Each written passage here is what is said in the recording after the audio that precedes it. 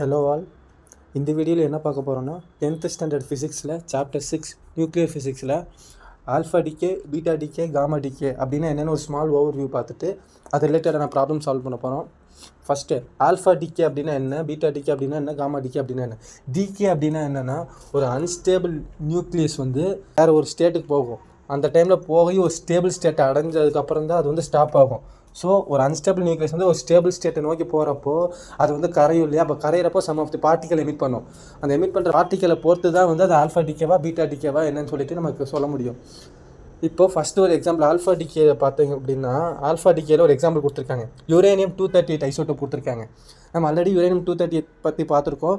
Uranium 238 தான் வந்து most அபண்டண்ட்டாக கிடைக்கக்கூடிய யுரேனியம் எலமெண்ட். 99% வந்து அதுதான் இருக்குது. யுரேனியம் 238 வந்து ஆல்ஃபா டிகே அண்டர்கன் பண்ணுறப்போ என்ன ஆகுதுன்னா, தோரியம்னு ஒரு புது எலமெண்ட் கிடைக்கிது வித் ஆல்ஃபா பார்ட்டிக்கல் எமிஷனோட. ஆல்ஃபா பார்ட்டிக்கலுக்கு சர்டன் ரூல்ஸ் இருக்குது. அதே மாதிரி பீட்டா டிகேக்கும் ரூல்ஸ் இருக்குது.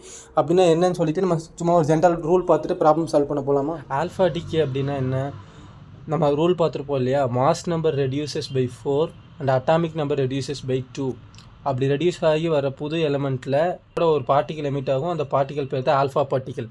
அந்த பார்ட்டிக்கல் வந்து எப்படி ஃபார்ம் ஆகிருக்கும் அப்படின்னா, அந்த ரெடியூஸ் ஆன 4 மாஸ் நம்பர் அட்டாமிக் நம்பர் வச்சு புது பார்ட்டிக்கல் ஆகிருக்கும். அது பேர் ஆல்ஃபா பார்ட்டிக்கல். அது மாதிரி பீட்டா டிகேக்கு என்னென்னா, mass number remains same, atomic number increases by 1. Emit ஆகக்கூடிய பார்ட்டிக்கல் வந்து எலக்ட்ரான் நெகட்டிவ்லி சார்ஜு, இது வந்து பாசிட்டிவ்லி சார்ஜு. காமா டிகேக்கு வந்து மாஸ் நம்பர்லேயும் சரி அட்டாமிக் நம்பர்லேயும் சரி நோ சேஞ்சே இருக்காது. ஒன்லி ரேடியேஷன், காமா ரேடியேஷன் மட்டும்தான் எமிட் ஆகும். இப்போ வந்து மாஸ் நம்பர் அட்டாமிக் நம்பர்னால் என்ன நம்ம பார்க்கணும் அப்படின்னா, இது ஒரு நியூக்ளியஸ், ஜென்ரல் நியூக்ளியஸோட சிம்பிள். எக்ஸுங்கிறது எலிமெண்ட்டை மென்ஷன் பண்ணுது, ஏங்கிறது அட்டாமிக் மாஸ் நம்பர், இசட்டுங்கிறது அட்டாமிக் நம்பர். ஏங்கிறதுல என்ன இருக்குது அப்படின்னா, ஒரு ஆட்டமில் இருக்கிற நியூக்ளியஸோட புரோட்டான் அண்ட் நியூட்ரான் ரெண்டையுமே சேர்த்து டோட்டலாக சொல்கிறது வந்து மாஸ் நம்பர் ஏ. ஒரு நியூக்ளியஸ்னாலே புரோட்டான் அண்ட் நியூட்ரான் சேர்ந்து தானே இருக்கும். ஸோ ரெண்டோட டோட்டலை சொல்கிறது, டோட்டல் நியூக்ளியஸை சொல்கிறது வந்து புரோட்டான் ப்ளஸ் நியூட்ரான் வந்து மாஸ் நம்பர். இதுவே நம்ம தனிமையாக புரோட்டான் மட்டும் சொல்கிறோம் அப்படிங்கிறப்போ ஜெட், இது வந்து அட்டாமிக் நம்பர். இப்போ ஒரு கொஸ்டினில் டோட்டல் நம்பர் ஆஃப் ப்ரோட்டான்ஸ் எவ்வளோ இருக்குது அப்படின்னு கேட்டாங்கன்னா, ஜெட்டில் எவ்வளோ இருக்கோ அதுதான் வந்து proton. Total number of neutron எவ்வளோ இருக்குது அப்படின்னு கேட்டாங்கன்னா எப்படி கண்டுபிடிக்கிறதுனா, டோட்டல் வந்து ஏ, அதுலேருந்து ப்ரோட்டானை மட்டும் மைனஸ் பண்ணிவிட்டு நமக்கு நியூட்ரான் கிடச்சிடும்ல. ஸோ ஏலேருந்து நம்ம ஜெட் ப்ரோட்டான் மைனஸ் பண்ணுறப்போ நமக்கு வந்து நம்பர் ஆஃப் நியூட்ரான்ஸ் எவ்வளோ இருக்குன்னு கண்டுபிடிச்சிடலாம். நம்ம இது ரிலேட்டடாக ஒரு ப்ராப்ளம் சால்வ் பண்ணலாம். ப்ராப்ளம் 6.3 எடுத்து பாருங்கள். யுரேனியம் 235 ஐசோட்டோப் வந்து 1 ஆல்ஃபா டிகே எக்ஸ்பீரியன்ஸ் பண்ணுது ஃபஸ்ட்டு. அதுக்கப்புறம் கிடச்ச நியூக்ளியஸ் வந்து திருப்பி ஒரு பீட்டா டிகே எக்ஸ்பீரியன்ஸ் பண்ணுது. டோட்டலாக கடைசியாக ஒரு நியூக்ளியஸ் கிடச்சிருக்கு இல்லையா, டாட்டர் நியூக்ளியஸ். டாட்டர் நியூக்ளியஸ்னால் என்ன, ஃபைனலாக கிடச்சிருக்க நியூக்ளியஸ். ஃபைனலாக கிடச்சிருக்க நியூக்ளியஸில் நம்பர் ஆஃப் நியூட்ரான்ஸ் எவ்வளோ இருக்குது அப்படின்னு சொல்லிட்டு தான் கொஸ்டின் கேட்குறாங்க. கொஸ்டின் எல்லாம் கிளியராக அண்டர்ஸ்டாண்ட் பண்ணிக்கோங்க. ஃபஸ்ட்டு யுரேனியம் 235 ஐசோட்டோப் வந்து ஆல்ஃபா டிகே அண்டர்கான் பண்ணுது.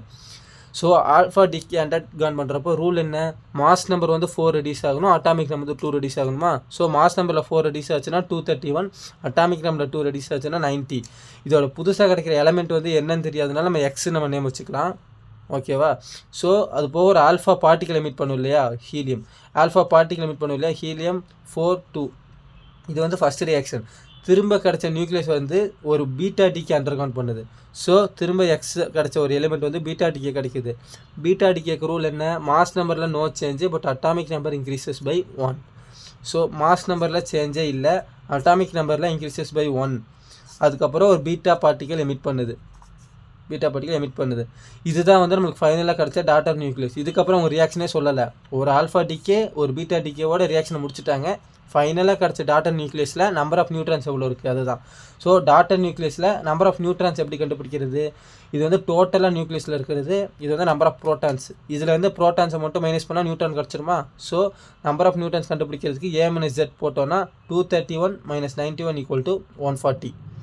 இதுவே இந்த கொஸ்டினில் find the total number of protons இந்த ஃபைனல் டாட்டர் நியூக்ளியஸ்னு கேட்டிருந்தாங்கன்னா நம்ம கால்குலேஷன் போடவே தேவையில்லை. ப்ரோட்டான் வந்து 91. ஸோ டேரெக்டாக நம்ம 91 Z = 91னால ப்ரோட்டான் வந்து 91 போட்டுடலாம், ஓகேவா.